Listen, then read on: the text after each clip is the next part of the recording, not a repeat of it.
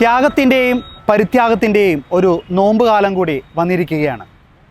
ഈ നോമ്പ് കാലത്ത് നമ്മുടെ പാപങ്ങൾക്ക് പരിഹാരമായി വലിയ ത്യാഗം സഹിച്ചുകൊണ്ട് തന്നെ കുരിശുമലകൾ കയറുന്ന ഒരു പാരമ്പര്യം നമ്മുടെ ക്രൈസ്തവ വിശ്വാസത്തിൽ ഉണ്ട്. കേരളത്തിലെ പ്രധാനപ്പെട്ട കുരിശുമലകളെ പരിചയപ്പെടുത്തുന്ന കുരിശുമലകളിലൂടെ എന്ന ഈ പ്രോഗ്രാമിലേക്ക് എല്ലാ പ്രേക്ഷകർക്കും ഹൃദ്യമായ സ്വാഗതം.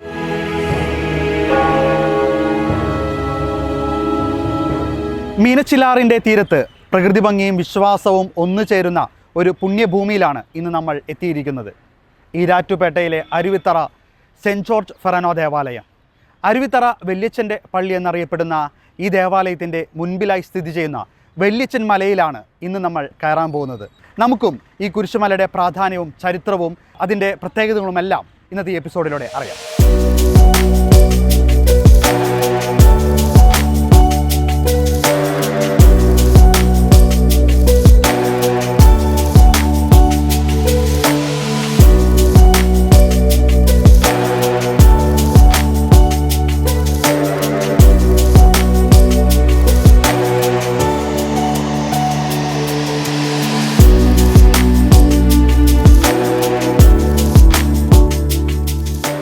അരുവിത്തറ സെൻറ്റ് ജോർജ് ഫെറനോ ദേവാലയത്തിലെ വികാരിയച്ഛനായ ഫാദർ മാത്യു ചന്ദ്രൻകുന്നലച്ഛൻ ഇപ്പോൾ നമ്മോട് കൂടെ ചേരുകയാണ്. അച്ഛാ, സ്വാഗതം. ക്ഷമിച്ചുതരട്ടെ. ഈ ഒരു നാട്ടിൽ, പ്രത്യേകിച്ച് ഈരാറ്റുപേട്ടയിൽ അരുവിത്തറ എന്ന് പറയുന്ന വളരെ ചരിത്ര പ്രാധാന്യമുള്ള നൂറ്റാണ്ടുകൾ പഴക്കമുള്ള ഒരു വിശ്വാസി സമൂഹമാണ് ഇവിടെയുള്ളത്. ഒപ്പം ഇവിടുത്തെ അത്ഭുത സിദ്ധിയുള്ള വല്യച്ഛൻ വിശുദ്ധ ഗീവർഗീസ് സഹോദര രൂപവും ഏറെ പ്രാധാന്യം അറിയിക്കുകയാണ്. അപ്പോൾ ഈ ഒരു നോമ്പ് കാലഘട്ടത്തിൽ ഈ കുരിശുമലകളെക്കുറിച്ച് നമ്മൾ ചെയ്യുമ്പോൾ ചില പ്രധാനമായി പറയാനുള്ളത് എന്താണ്? കേരള സഭയിലെ തന്നെ ഏറ്റവും പുരാതന പ്രസിദ്ധവും തീർത്ഥാടക പ്രധാനവുമായ ഒരു പള്ളിയാണ് അരുവിത്ര പള്ളി. ഈ പള്ളി പൊതുവെ അറിയപ്പെടുന്നത് അരുവിത്ര വല്യച്ഛൻ്റെ പള്ളി എന്ന പേരിലാണ്. സെൻറ്റ് ജോർജ് എന്നൊക്കെ സാങ്കേതികമായി മേൽവിലാസത്തിൽ പറയുമെങ്കിലും ഭക്തരെല്ലാം അരുവിത്ര വല്യച്ഛൻ്റെ പള്ളി എന്നാണ് പറയുന്നത്. രൂപതയുടെ രേഖകളിൽ AD 151 സ്ഥാപിതമായ പള്ളിയാണിത്. ഇവിടെ വിശ്വാസികളെല്ലാവരും പറയുന്ന കാര്യം 7 പള്ളികളിലെ അരപ്പള്ളി അരുവിത്ര വല്യച്ഛൻ്റെ പള്ളിയാകുന്നു എന്നുള്ളതാണ്. ഏതാണ്ട് 600ഓളം വർഷം പഴക്കമുള്ള ഒറ്റത്തടിയിൽ തീർത്ത വിശുദ്ധൻ്റെ തിരുസ്വരൂപമാണ് ഇവിടെ പ്രതിഷ്ഠയായിട്ടുള്ളത്.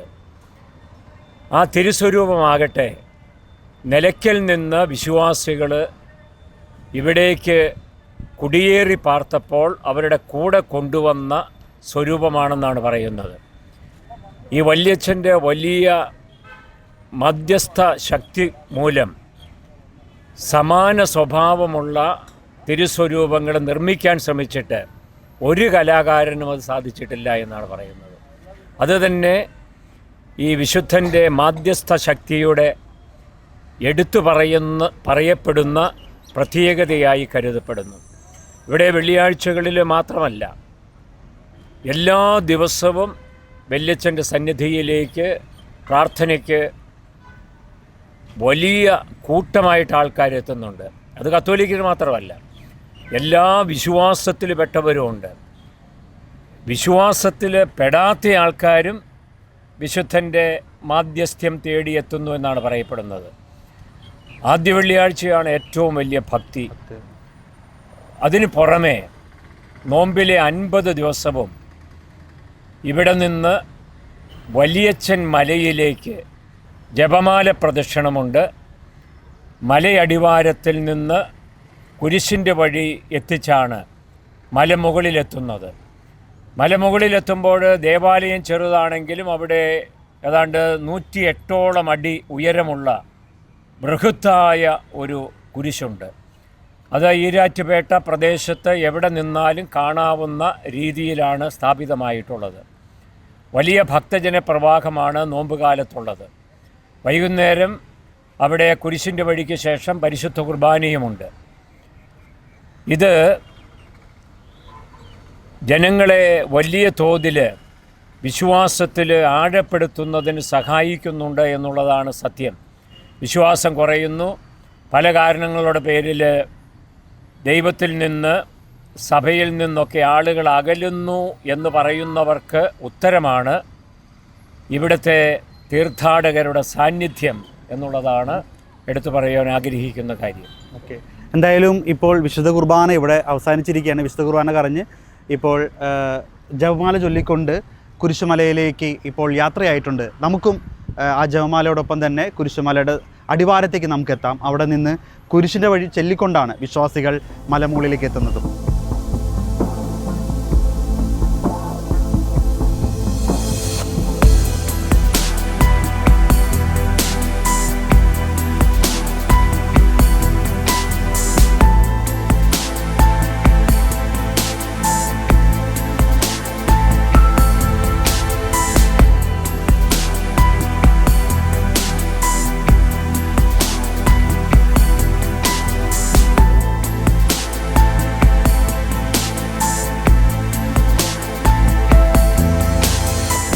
അങ്ങനെ വല്യച്ഛൻ മലയുടെ കവാടത്തിൽ നമ്മൾ എത്തിയിരിക്കുകയാണ്.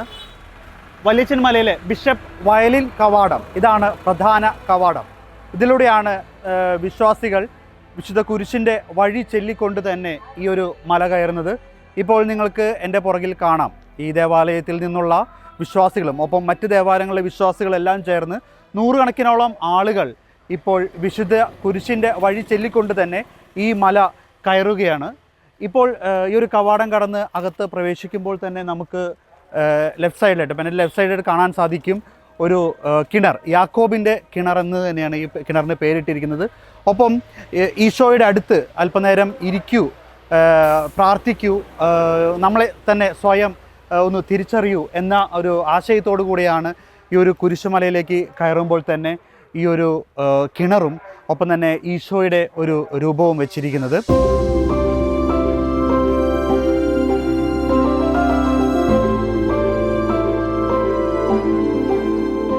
ഈ ഒരു കുരിശുമലയുടെ ആരംഭത്തെക്കുറിച്ച് നമുക്ക് വികാരിയച്ഛനോട് തന്നെ ചോദിക്കാം. എന്നായിരുന്നു വെച്ചാൽ ഈ ഒരു കുരിശുമല ഇങ്ങനെ ആരംഭിച്ചത്?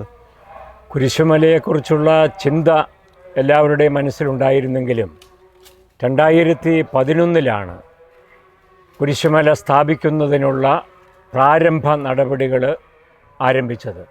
2013 ഇപ്പോൾ കാണുന്ന രീതിയിൽ ഭക്തജന പ്രവാഹം ഉണ്ടാകുന്ന വിധത്തിലുള്ള കുരിശുമല സ്ഥാപിതമായത്.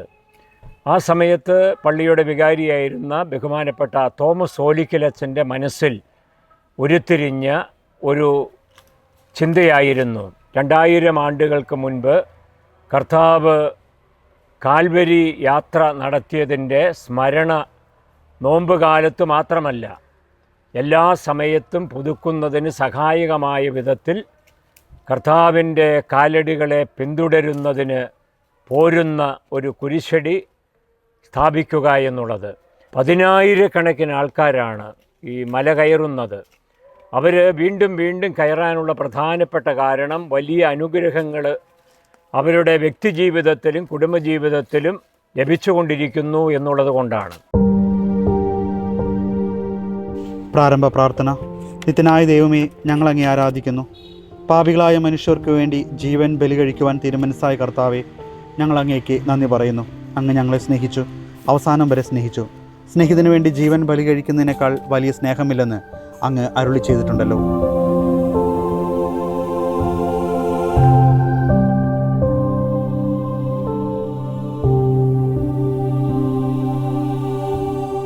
പ്രാരംഭ പ്രാർത്ഥന കഴിഞ്ഞതിന് ശേഷം നമ്മളിപ്പോൾ രണ്ടാം സ്ഥലത്തിനടുത്തെത്തിയിരിക്കുകയാണ്. ഇപ്പോൾ നിങ്ങൾക്ക് കാണാം താഴെ മുതൽ പ്രാരംഭ സ്ഥലം മുതൽ രണ്ടാം സ്ഥലം വരെ കുത്തനെയുള്ള കയറ്റമാണ്.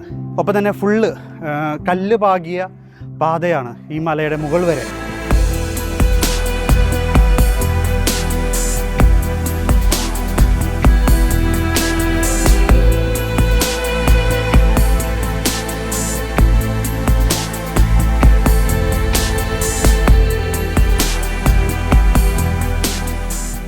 ആറ് സ്ഥലങ്ങൾ കഴിഞ്ഞ് ഏഴാം സ്ഥലം നമ്മൾ കയറുന്നതിന് മുമ്പ് കാണുന്ന ഒരു കവാടമാണ് ഇപ്പോൾ ഈ കാണുന്നത്. ഇത് 3 സെയിൻസ് ഗേറ്റ് എന്നാണ് ഇതിന് പേരിട്ടിരിക്കുന്നത്. അത് 3 വിശുദ്ധരെയാണ്, പ്രത്യേകിച്ച് കേരളത്തിലെ 3 വിശുദ്ധരായ എവുപ്രാസ്യാമ്മ, അൽഫോൻസാമ്മ, അതോടൊപ്പം തന്നെ ചാവറ കുര്യാക്കോസ് അച്ഛൻ.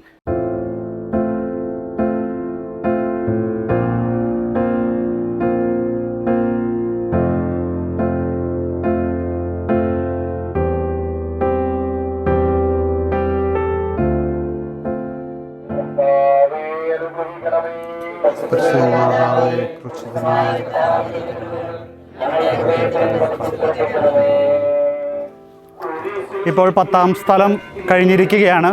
ഇന്ന് ഈ ഒരു കുരിശിൻ്റെ വഴിക്ക് നേതൃത്വം നൽകുന്നത് ഈ ഒരു അരുവിത്തറ സെൻറ്റ് ജോർജ് ദേവാലയത്തിലെ വിശ്വാസികളും വൈദികരും ചേർന്ന് തന്നെയാണ്. ഇനിയുള്ള ദിവസങ്ങളിലായിരിക്കും മറ്റ് ഇടവകകൾ, ഈ രൂപതയിലെ മറ്റ് ഇടവകകളിൽ നിന്നുള്ളവർ ഈ ഒരു കുരിശിൻ്റെ വഴിക്ക് നേതൃത്വം കൊടുത്തുകൊണ്ട് ഈ ഒരു തീർത്ഥാടനം നടത്തുക.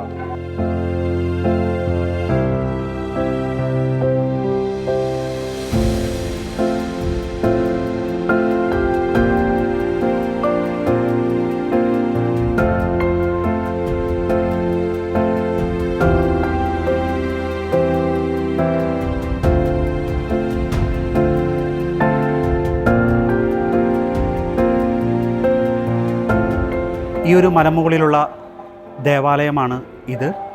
ഈ ദേവാലയത്തിൻ്റെ പ്രത്യേകത എന്ന് പറയുന്നത് ഇതിൻ്റെ അൽത്താര, അതിൻ്റെ പിന്നിൽ കാണുന്ന പാറകളാണ്. ഈ പാറകൾ പണ്ട് ഈ കുരിശുമല ഉണ്ടായിരുന്ന സമയത്തുള്ള കാടുകൾ, അവിടുത്തെ കല്ലുകളെല്ലാം കൂട്ടി ചേർത്തുകൊണ്ടാണ് ഇത്തരത്തിൽ ഒരു അൽത്താര ഇവിടെ രൂപീകരിച്ചിരിക്കുന്നത്. ഒപ്പം ഇതിൻ്റെ അൽത്താരയിൽ കാണുന്ന കുരിശ് പണ്ട് CBCI സമ്മേളനം പാലാ രൂപതയിൽ നടന്നപ്പോൾ ഭാരതത്തിലെ എല്ലാ മെത്രാന്മാരും ചേർന്ന് വെഞ്ചിരിച്ച ഒരു കുരിശും കൂടിയാണ് ഈ അൽത്താരയിലുള്ളത്.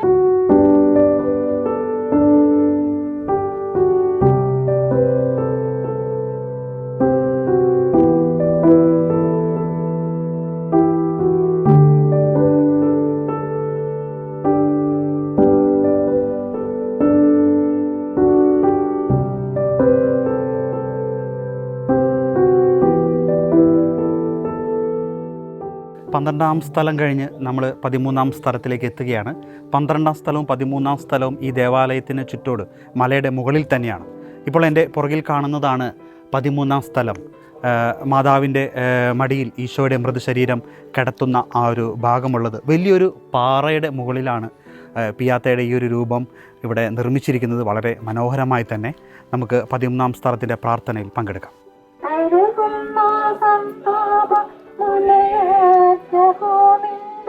ഹൃദയം പിളർന്നു ആരാരുമില്ല ശ്വാസമേകുവാൻ ആകുല 13ാം സ്ഥലം മിശിഹായുടെ മൃതദേഹം മാതാവിന്റെ മടിയിൽ കിടക്കുന്നു. ഞങ്ങൾ അങ്ങേ ആരാധിസ്തോത്രം ചെയ്യുന്നു. ഏറ്റവും വ്യാകുലയായ മാതാവേ, അങ്ങേ വത്സലപുത്രൻ മടിയിൽ കിടന്നുകൊണ്ട് മൂകമായ ഭാഷയിൽ അന്ത്യയാത്ര പറഞ്ഞപ്പോൾ അങ്ങ് അനുഭവിച്ച സങ്കടം ആർക്ക് വിവരിക്കാൻ കഴിയും?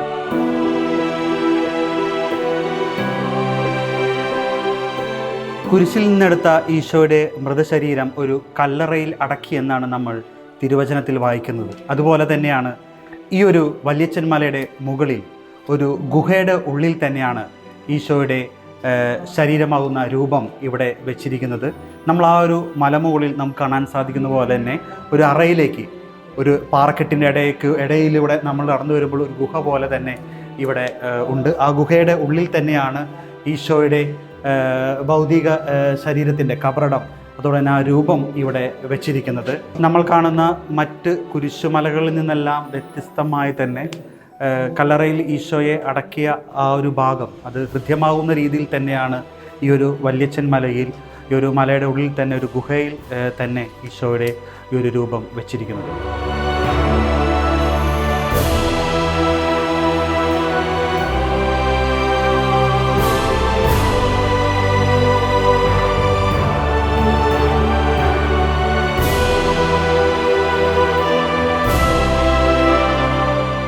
ഗുഹയിൽ നിന്ന് നമ്മൾ ഇറങ്ങുമ്പോൾ ഈ കാണുന്ന പാറക്കെട്ടുകൾ, ഇതിൻ്റെ നമ്മൾ നേരത്തെ കണ്ടത് ദേവാലയത്തിൻ്റെ അകത്ത് അൾത്താരയിൽ പാറക്കെട്ടുകൾ, ആ പാറക്കെട്ടുകൾ തന്നെയാണ് ഈ കാണുന്ന പാറക്കെട്ടുകൾ. പണ്ട് ഈ ഒരു കുരിശ് മലയ്ക്ക് ഉണ്ടാവുന്നതിന് മുമ്പ് 2011 ഇതുമായി ബന്ധപ്പെട്ട പ്രവർത്തനങ്ങൾ ആരംഭിക്കുന്നതിന് മുമ്പ് ഇത് വലിയൊരു മലയായിരുന്നു, കാടായിരുന്നു. ആ കാട്ടിൽ ഉണ്ടായിരുന്ന പാറകളെല്ലാം കൂടി കൂട്ടിച്ചേർത്ത് തന്നെയാണ് ഈ ഒരു അൾത്താര ഉണ്ടാക്കിയിരിക്കുന്നത്. അതിൻ്റെ ഭാഗമാണ് നമുക്കിവിടെ ഈ കാണാൻ സാധിക്കുന്നത്. ഒപ്പം സമാപന സ്ഥലത്തേക്ക് പോകുന്ന വഴിക്ക് തന്നെ നമുക്കിവിടെ മറ്റൊരു രൂപം നമുക്കിവിടെ യോന പ്രവാചകൻ്റെ തിമിംഗലത്തിൻ്റെ വായിൽ നിന്നും 3 ദിവസം തിമിംഗലത്തിൻ്റെ വായിലായിരുന്നു, 3-ാം ദിവസം നിനവയുടെ തീരത്തേക്ക് തിമിംഗലം ഛർദ്ദിച്ചിടുന്ന ആ ഒരു രംഗം ഇവിടെ സൃഷ്ടിച്ചു വെച്ചിട്ടുണ്ട്.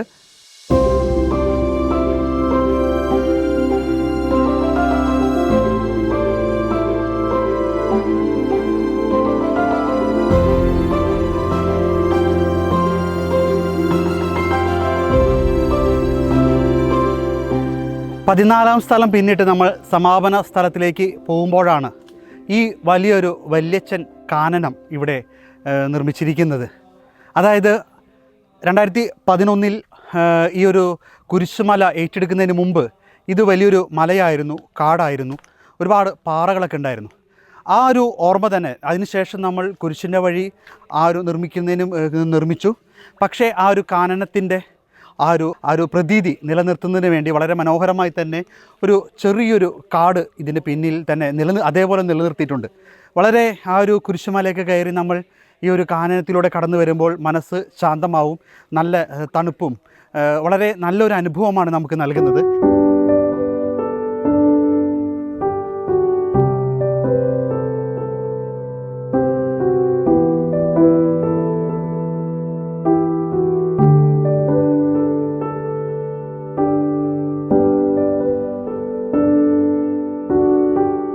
നീതിമാനായ പിതാവേ, അങ്ങേ രഞ്ജിപ്പിക്കുവാൻ സ്വയം ബലിവസ്തുവായി തീർന്ന പ്രിയപുത്രനെ തൃക്കൺ പാർക്കണമേ. ഞങ്ങൾക്ക് വേണ്ടി മരണം വരിച്ച അങ്ങേ പുത്രനെ സ്വീകരിച്ചുകൊണ്ട് ഞങ്ങളുടെ പാപങ്ങൾ പൊറുക്കുകയും ഞങ്ങളോട് രമ്യപ്പെടുകയും ചെയ്യണമേ. കുരിശുമരണത്താൽ ഞങ്ങളെ രക്ഷിച്ച പുത്രന് ആരാധനയും രക്ഷണകൃത്യം പൂർത്തിയാക്കിയ പരിശുദ്ധാത്മാവിന് സ്തോത്രവും ഉണ്ടായിരിക്കട്ടെ. ആമേൻ. ഈ ഒരു വല്യച്ഛൻ കുരിശുമലയുടെ ഏറ്റവും മുകളിലാണ് ഞാനിപ്പോൾ ഇരിക്കുന്നത്. വളരെ ശാന്തമായ ഒരു അന്തരീക്ഷം, വളരെ മനോഹരമായ, മനസ്സിനെ കുളിർമ തോന്നുന്ന വലിയൊരു അനുഭവമാണ് നമുക്ക് ഇവിടെ ആയിരിക്കുമ്പോൾ സാധിക്കുന്നത്. ഒപ്പം തന്നെ എൻ്റെ പുറകിൽ നിങ്ങൾ കാണുന്നത് ഈശോയുടെ മലയിലെ പ്രസംഗത്തിൻ്റെ ഒരു ശില്പമാണ് ഇവിടെ ഉണ്ടാക്കി വെച്ചിരിക്കുന്നത്. തീർച്ചയായിട്ടും നമ്മൾ ആ ബൈബിളിൽ കാണുന്ന രീതിയിൽ ഈശോ മലമുകളിൽ ഇരുന്നു കൊണ്ട് വിശ്വാസികളോട് സുവിശേഷ ഭാഗ്യങ്ങളെക്കുറിച്ച് പറയുന്ന അതേ അനുഭവം നമുക്ക് ഈ ഒരു രൂപത്തിലേക്ക് നോക്കിയാൽ നമുക്ക് ലഭിക്കും.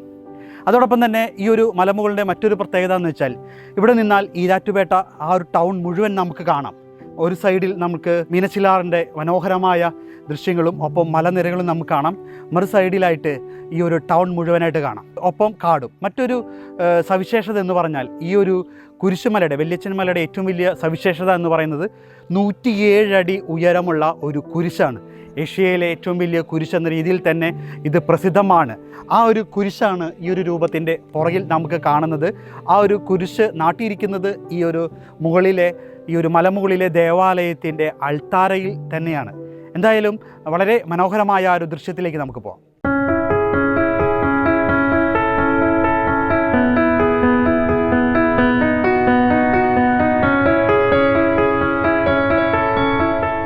അരുവിത്തറ സ്കൂളിലെ അധ്യാപകനായ സാജു മാത്യു സാർ ഇപ്പോൾ നമ്മുടെ ചേരുകയാണ് ഈ ഒരു കുരിശുമലയുടെ മുകളിൽ നിന്ന്. സാറിൻ്റെ ഒരു പ്രത്യേകത വെച്ചാൽ സാറ് വർഷത്തിലെല്ലാ വെള്ളിയാഴ്ചയും ഈ മല കയറും, അത് മുട്ടിമേൽ നിന്നുകൊണ്ട് അല്ലേ? എങ്ങനെയാണ് അതിനെക്കുറിച്ചൊന്ന് പറയും? ഞാനൊരു 13 വർഷമായി ഇവിടെ വൈകുന്നേരങ്ങളിൽ കുരിശിൻ്റെ വഴി വെള്ളിയാഴ്ചകളിൽ തുടങ്ങിയിട്ട് അന്ന് മുതൽ എല്ലാ ദിവസവും തന്നെ പ്രാർത്ഥന ചൊല്ലി വരുന്ന ഞാനായിരുന്നു. നോയമ്പിൽ 50 ദിവസവും കൂടാതെ വർഷത്തിലെ എല്ലാ വെള്ളിയാഴ്ചകളിലും മുടങ്ങാതെ ഈ മലയിൽ കുരിശിൻ്റെ വഴി നടക്കുന്നുണ്ട്. ഞങ്ങളൊരു 4 പേരാണ് ശരിക്കും ഇത് ലീഡ് ചെയ്യുന്നത്. ഞാനുണ്ട്, തോമസ് പി മാത്യു സാറുണ്ട്, 2 സിസ്റ്റർമാരുണ്ട്, സിസ്റ്റർ ലിറ്റിയും സിസ്റ്റർ ടെസ്ലിനും. ഈ 4 പേരാണ് മെയിനായിട്ടും ഇതിന് മുമ്പിലുള്ളത്. പിന്നെ ഒരു 100ഓളം ആൾക്കാരും സ്ഥിരം എല്ലാ ദിവസവും വരാറുണ്ട്. നോയമ്പിലാണെങ്കിൽ എല്ലാ വെള്ളിയാഴ്ചകളും ഏതാണ്ട് 100ഓളം ആൾക്കാർ വരാറുണ്ട്. ബാക്കി നോയമ്പിലൊക്കെ ആകുമ്പോൾ ഒരു 250-300, വെള്ളിയാഴ്ചകളിലാകുമ്പോൾ 500-600 പേരെ വരാറുണ്ട്. ഈ അരുവിത്തറ സെൻറ്റ് ജോർജ് ദേവാലയത്തിൻ്റെ കൈക്കാരനായ റോയ് സാർ ഇപ്പോൾ നമ്മുടെ ഒപ്പം ചേരുകയാണ്. സാർ എങ്ങനെയായിരുന്നു ഇതിൻ്റെ ആദ്യ കാല പ്രവർത്തനങ്ങൾ? ഇപ്പോൾ നമുക്ക് കാണാം വളരെ മനോഹരമായി കല്ലുകളൊക്കെ പാകി. ആദ്യ സമയങ്ങളൊക്കെ എങ്ങനെയായിരുന്നു? ഇതിൻ്റെ പ്രത്യേകതകളെക്കുറിച്ചൊക്കെ ഒന്ന് വിവരിക്കാമോ? ഇതൊരു റിമോട്ട് ഏരിയ ആയിരുന്നു. ഇവിടെ ഇങ്ങോട്ട് വാഹന സൗകര്യങ്ങളൊന്നും മറ്റു റോഡുകളൊന്നും ഉണ്ടായിരുന്നില്ല. പക്ഷേ അന്നത്തെ ഇത് ഈ സ്ഥലം ഏറ്റെടുത്തതിന് ശേഷം സ്ഥലം ഏറ്റെടുത്തിട്ടുണ്ട് 2009-10 കാലഘട്ടത്തിലാണ് സ്ഥലം ഏറ്റെടുത്തത്. പലരെ കയ്യുന്നതായിട്ട് സ്ഥലം വാങ്ങിക്കിയത്. അപ്പോൾ അതിന് ശേഷമാണ് നടന്നത്. ഇവിടെ ഒരു ചെറിയ മലയും ഒത്തിരി പാർക്കെട്ടുകളൊക്കെ ആയിരുന്ന പ്രദേശമായിരുന്നു. ആൾക്കാർ താമസമൊന്നും അങ്ങനെ ഉണ്ടായിരുന്നില്ല കാര്യമായിട്ട്. റിമോട്ട് ടൗണിൽ നിന്ന് ഒത്തിരി റിമോട്ട് ഏരിയ ആണ്. എന്നിട്ട് അതിന് ഇപ്പം ഇവിടെ ഒരു വളരെ പ്രകൃതി സൗഹൃദ തീർത്ഥാടന കേന്ദ്രമായിട്ടാണ് അന്ന് വിഭാവനം ചെയ്തത്. അപ്പോൾ അതുകൊണ്ട് തന്നെ പ്രകൃതിക്ക് കാര്യമായ ഒരു കോട്ടവും തട്ടാതെ ഇവിടുത്തെ വിഭവങ്ങൾ മാത്രം ഉപയോഗിച്ചുകൊണ്ട് ഈ കല്ലൊക്കെ ഇവിടെ നിന്ന് തന്നെ പൊട്ടിച്ചെടുത്തതാണ്. ഇത് ഇപ്പോൾ നമ്മൾ താഴെ മുതൽ കാണുന്ന ഈ പാകിയ കല്ല് കംപ്ലീറ്റ് ഇവിടെ നിന്ന് ഒരു ലോഡും കൊണ്ടുവന്നിട്ടില്ല. പിന്നെ ഏറ്റവും ഒരു മരം പോലും നശിപ്പിച്ചിട്ടില്ല. മരം കൂടുതൽ വെച്ച് പിടിപ്പിക്കുക അല്ലാണ്ട് ഒരു മരം പോലും നശിപ്പിക്കാതെയാണ് ഈ തീർത്ഥാടന കേന്ദ്രം രൂപകൽപ്പന ചെയ്ത് ഈ പാറകളൊക്കെ അതുപോലെ തന്നെ ഈ പാറകൾ സെറ്റ് ചെയ്തു. പക്ഷേ കാര്യമായ മാറ്റം ആ മരങ്ങൾ ഇപ്പോഴും നിൽപ്പുണ്ട്. ആദ്യകാലത്തുണ്ടായിരുന്ന മരങ്ങളെല്ലാം പിന്നെ ഏറ്റവും എൻ്റെ പ്രത്യേകത എന്ന് പറയുന്നത് ഈ പ്രകൃതിക്ക് യാതൊരു കോട്ടവും മരങ്ങൾ കൂടുതൽ വെച്ച് പിടിപ്പിച്ചതല്ലാണ്ട് ഒരു മരവും നശിപ്പിക്കാതെയാണ് ഈ തീർത്ഥാടന കേന്ദ്രം രൂപപ്പെടുത്തുന്നത്.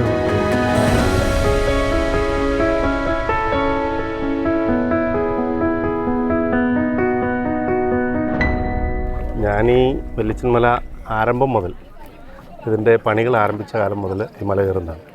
മൂലക്കലച്ചനാണ് ഈ മലയായിട്ട് ബന്ധപ്പെട്ട് ഇവിടെ പണികൾ ആരംഭിക്കുന്നത്. ഞാനിവിടെ തൊട്ട അയൽവാസി തന്നെയാണ്.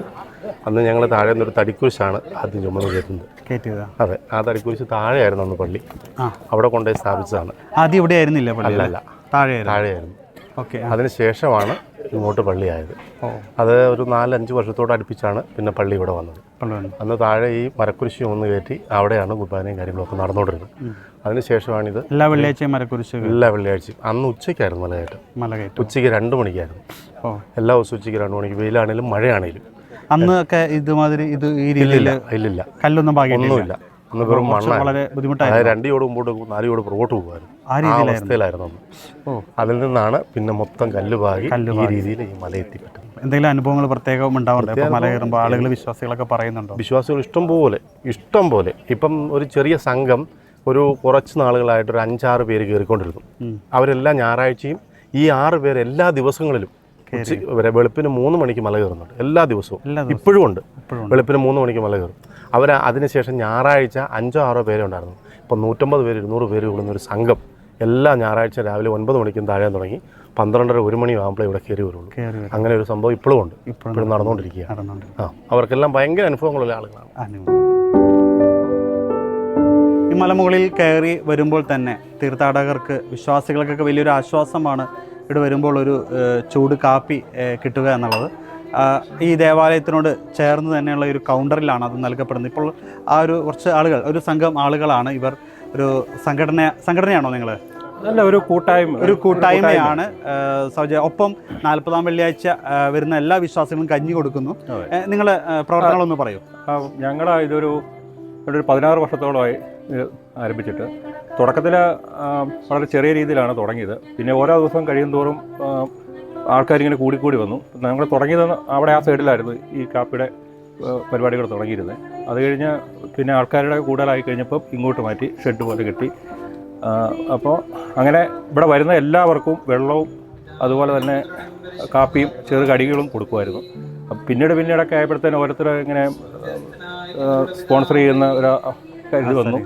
അപ്പം ഇവിടെ വരുന്ന എല്ലാവർക്കും ഒരു കുറവുമില്ലാതെ ആവശ്യത്തിന് വെള്ളവും ചെറുകടികളും കാര്യങ്ങളും എല്ലാം ഞങ്ങൾ കൊടുക്കും. ഇവിടെ എന്ത് വിഷയങ്ങളുണ്ടായാലും ഞങ്ങളെല്ലാവരും കൂടി സഹകരിക്കും. എല്ലാം സൗജന്യമായിട്ടാണ്? എല്ലാം സൗജന്യമായിട്ട്, മൊത്തം സൗജന്യമായിട്ടാണ്. അതുപോലെ തന്നെ നമ്മുടെ ഇവിടുത്തെ ഈ കാര്യങ്ങൾ ഞങ്ങൾക്കൊരു നിർദ്ദേശം തരുന്നതും ഞങ്ങളുടെ ഒരു ലീഡർ എന്നുള്ള രീതിയിൽ എട്ടനിച്ചേട്ടനാണ്. പുള്ളിയാണ് ഇതിൻ്റെ എല്ലാ കാര്യങ്ങളും ഇത് വയ്ക്കുന്നത്. കാപ്പിയെല്ലാം വയ്ക്കുന്നതും അതിൻ്റെ കൂട്ട് നോക്കുന്നതും. ഈ കാപ്പിപ്പൊടി ആണെങ്കിൽ ഒരു പ്രത്യേക കൂട്ടാണ്. അത് പുള്ളി പ്രത്യേകമായിട്ട് അത് സ്പെഷ്യലായിട്ട് കൂട്ടിക്കൊണ്ടുവന്ന് നമുക്ക് ഇത് വരും. എത്ര ആൾക്കാർ വന്നാലും നമ്മൾ ഇതിന്റെ സാമ്പത്തിക സഹായം നിങ്ങൾക്ക് സംഭാവനയിലൂടെയാണ് ലഭിക്കുന്നത്? അത് ഇല്ല, സംഭാവന. പിന്നെ ഇവിടെ പള്ളിയിൽ നിന്നാണേലും ഒരു കുറവുമില്ലാതെ നിങ്ങൾക്ക് എന്ത് വേണം എന്നുള്ള രീതിയിലാണ്. നിങ്ങൾ എത്ര പേരുണ്ട് മൊത്തം? ഞങ്ങളിവിടെ 11 പേര്. 11 പേരടങ്ങുന്ന ഒരു കൂട്ടായ്മയാണ് ഇത്തരത്തില് ഇത് ചെയ്യുന്നത്. എന്തായാലും നമുക്ക് ഈ ഒരു കാപ്പി ഒന്ന് കുടിച്ചു നോക്കാം. ഇഷ്ടംപോലെ നടക്കുന്നത്. ഇവിടെ ഒരു പയ്യനുണ്ടായിരുന്നു, ഈ തല എപ്പോഴും ഇങ്ങനെ വെച്ചോണ്ടേ ഇരിക്കുള്ളൂ. അപ്പം ഈ തല ഇങ്ങനെ വെക്കുന്ന കാരണം അവന് ഒരു വർഷം ഈ മല കയറി അവനിപ്പോൾ സുഖമായിട്ട് പണിയാൻ പോകുന്നുണ്ട്. ഒരു കുഴപ്പമില്ല, നമ്മളെപ്പോലെ തന്നെ ഒരു മനുഷ്യനായിട്ട് മാറി. മറ്റേ തല നേരെ നിൽക്കുകയല്ല, അയാളുടെ തല ഒരിക്കലും നേരെ നിൽക്കുക, ഈ തലയിട്ട് ഇങ്ങനെ ആട്ടിക്കൊണ്ടിരിക്കുന്നു. ഈ തമിഴ്നാട്ടിൽ നിന്ന് വരുന്ന ഒരു പയ്യനാണ്. എന്തായാലും ഈ ചേട്ടന്മാർ നമ്മളോട് പറഞ്ഞതുപോലെ തന്നെ ഒരുപാട് അത്ഭുതങ്ങളും ഒരുപാട് പേർക്ക് ആശ്വാസമൊക്കെ ആവുകയാണ് ഈ ഈരാറ്റുപേട്ടയിലെ അരുവിത്തറയിലെ ഈ ഒരു വല്യച്ഛൻ മല. ഗുഡ്നസ് ടി.വിയുടെ പ്രവർത്തകർക്ക് നന്ദി പ്രകാശിപ്പിക്കുന്നതിന് ഈ അവസരം ഞാൻ പ്രയോജനപ്പെടുത്തുകയാണ്. വല്യച്ഛൻ മല 10,000-കണക്കിന് ഭക്തജനങ്ങൾ അനുഗ്രഹങ്ങൾ തേടിയെത്തുന്ന പുണ്യദേശമാണ്. ഈ ചിത്രങ്ങളിൽ കാണുന്നത് പോലെ പരിസ്ഥിതി സൗഹൃദമായിട്ടാണ് ഈ തീർത്ഥാടന ദേവാലയം നിർമ്മിച്ചിട്ടുള്ളത്. ഈ ദേവാലയത്തിൻ്റെ മധുബഹ തന്നെ പ്രകൃതിദത്തമായ അവസ്ഥയിൽ സജ്ജീകരിച്ചിട്ടുള്ളതാണ്. അവിടെ ഉയർന്നു നിൽക്കുന്ന 108 അടി ഉയരമുള്ള കുരിശ് തോമസ് അപ്പസ്തോലന് ഈ സ്ഥലം സന്ദർശിച്ചപ്പോൾ സ്ഥാപിച്ചതാണ് എന്ന് പരമ്പരാഗതമായി വിശ്വസിക്കപ്പെടുന്നു. ഏതായാലും വലിയ ആദരവാണ് കുരിശിന് ദേശവാസികൾ നൽകി വരുന്നത്. നോമ്പിൻ്റെ ആദ്യ ദിനത്തിൽ വിശ്വാസികളുടെ ചെറിയ പുഴയായിട്ട് ആരംഭിക്കുന്ന ഈ തീർത്ഥാടനം ദുഃഖവെള്ളിയാഴ്ചയാകുമ്പോഴേക്കും വിശ്വാസത്തിൻ്റെ വലിയ സമുദ്രമായി മാറുകയാണ്. വലിയ പ്രചോദന സ്രോതസ്സാണ് ഈ പ്രദേശം. ഇവിടെ 14 സ്ഥലങ്ങളിൽ ഈശോയുടെ ജീവിതത്തിലെ രംഗങ്ങൾ ചിത്രീകരിച്ചിട്ടുണ്ട്. ഭാഗ്യവശാൽ 2013 പാലായിൽ CBCI സമ്മേളനം നടന്നപ്പോൾ അഭിവന്യ പിതാക്കന്മാർ ഇവിടെ എത്തുകയും ഈ സ്ഥലങ്ങൾ ഓരോ പിതാക്കന്മാരും ആശീർവദിക്കുകയും അതിൻ്റെ ചിത്രീകരണം ഇവിടെ നൽകുകയും ചെയ്തിട്ടുണ്ട്. ആ വലിയ സംഭവത്തെ ദേശവാസികൾ വലിയ ആദരവോടുകൂടിയാണ് അനുസ്മരിക്കുന്നത്.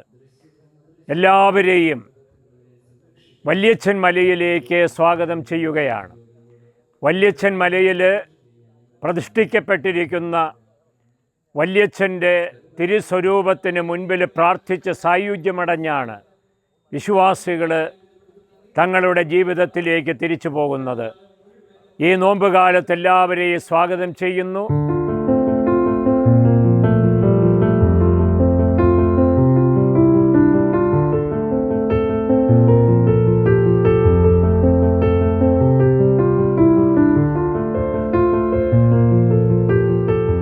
പ്രായശ്ചിത്തവും ത്യാഗവുമായി ഈ നോമ്പുകാലത്ത് മലകൾ കയറുമ്പോൾ തീർച്ചയായിട്ടും ഓരോ വിശ്വാസിയും കയറിയിരിക്കേണ്ട ഒരു മലയാണ് ഈ അരുവിത്തറയിലെ വല്യച്ഛൻ മല.